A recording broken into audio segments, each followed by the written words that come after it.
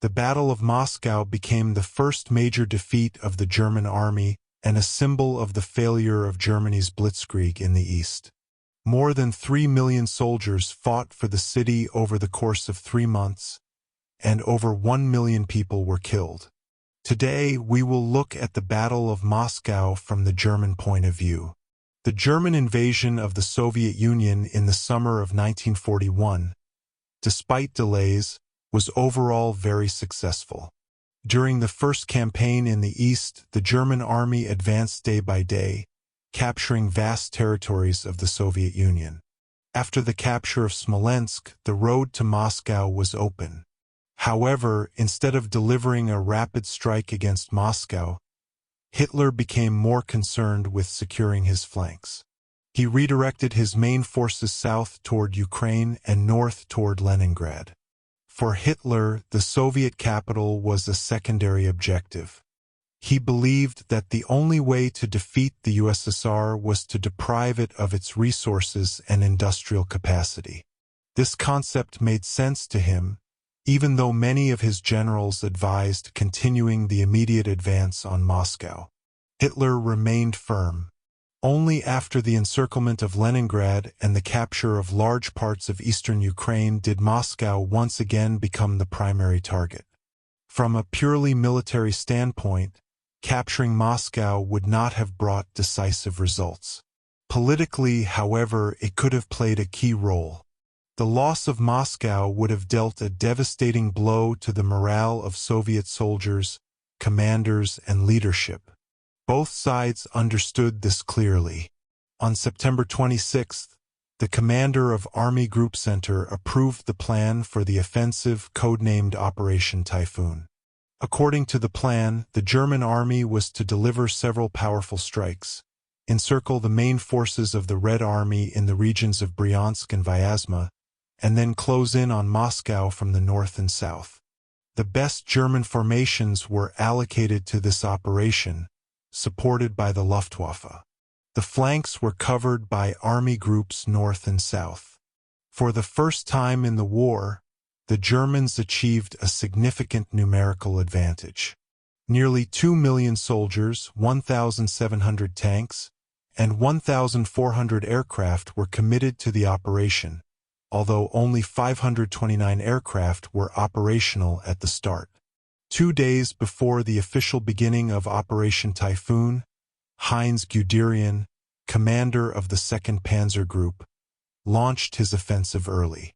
This allowed him to exploit forces not yet engaged elsewhere on the front. Thus, the Battle of Moscow began. By October 6th, German forces had encircled Soviet troops near Vyazma. A few days later, the pocket near Bryansk was closed. More than 650,000 Red Army soldiers were trapped. The Wehrmacht continued its advance toward Moscow. On October 18th, the hastily constructed Soviet Mozhaysk defense line temporarily slowed the German advance, but it could not fully stop the superior attacking forces. From October 19th onward, heavy rains began. Dirt roads used for transporting supplies and moving troops turned into impassable mud. In such conditions, offensive operations became nearly impossible. Trucks and tanks sank into the mud, immobilized. Only by late October were the Germans able to resume their advance toward Tula. However, despite the arrival of reinforcements, they failed to capture the city. By early November, the German offensive was halted due to severe supply problems. The army lacked winter clothing, fuel, and heating equipment. The overall condition of the German forces deteriorated rapidly. More than half of the trucks and vehicles broke down. Army divisions lost between 1/3 and half of their personnel. These losses were compounded by ongoing logistical failures. Hitler hesitated to risk his remaining tank forces, delaying the final push toward Moscow. Meanwhile, on November 7th, a military parade was held in Moscow to commemorate the October Revolution. Troops marched directly from Red Square to the front lines. The parade was meant to demonstrate unbreakable morale. By mid-November, sub-zero temperatures set in. Although supply lines to Army Group Center were partially restored, the German army was completely unprepared for winter warfare. Delivering winter equipment across hundreds of kilometers became an enormous challenge. At best, German forces could advance only 5 to 10 kilometers. According to the German plan, Army Group Center was to break through the flanks of Soviet defenses. The 3rd and 4th Panzer Groups were to advance toward Klin and Solnechnogorsk, bypassing Moscow from the north. The 2nd Panzer Group was to strike around Tula toward Kashira from the south. The encirclement ring was planned to close near Noginsk. On November 18th, the offensive resumed at the cost of enormous losses. The 3rd Panzer Army managed to capture Klin and Solnechnogorsk. Only 35 kilometers now separated German forces from Moscow. However, the German army was exhausted.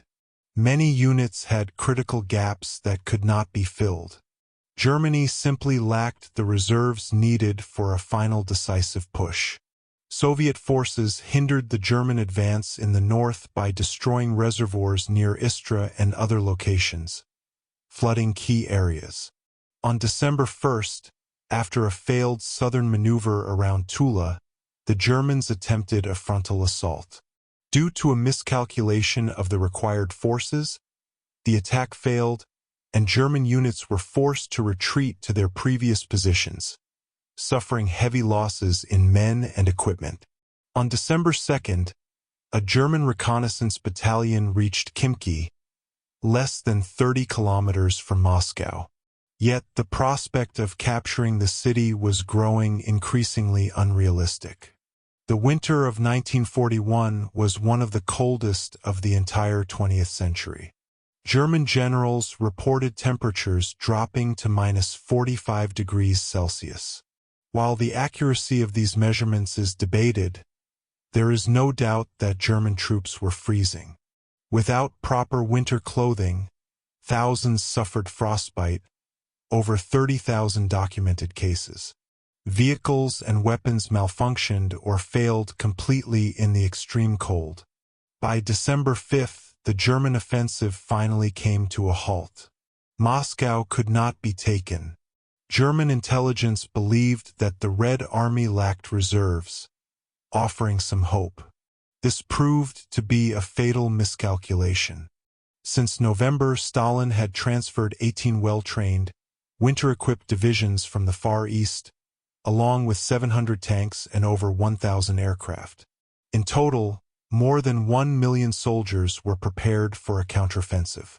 On December 7th, Soviet forces launched a massive counterattack near Klin. Under the blows of the Red Army, German troops began retreating. Cities captured at enormous cost were abandoned within hours. Hitler issued orders forbidding retreat, but this only worsened the situation. In the Rzhev area, German forces managed to hold their ground, as the exhausted Red Army could no longer sustain the same level of pressure. Nevertheless, the German army was pushed back 150 to 200 kilometers from Moscow. Germany's defeat at Moscow was caused by several factors. First, the extreme overextension of supply lines. Forward mobile units were not adequately supplied for sustained operations.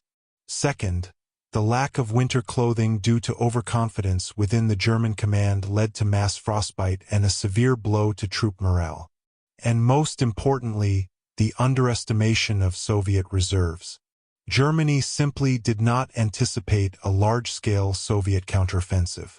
After the defeat near Moscow, and with the arrival of spring, Germany would turn its attention toward another formidable city, Stalingrad. Thank you for watching. Be sure to watch our video on the Battle of Stalingrad from the German perspective and subscribe to the channel. Like the video and tell us in the comments which battles you would like to see next from the German point of view.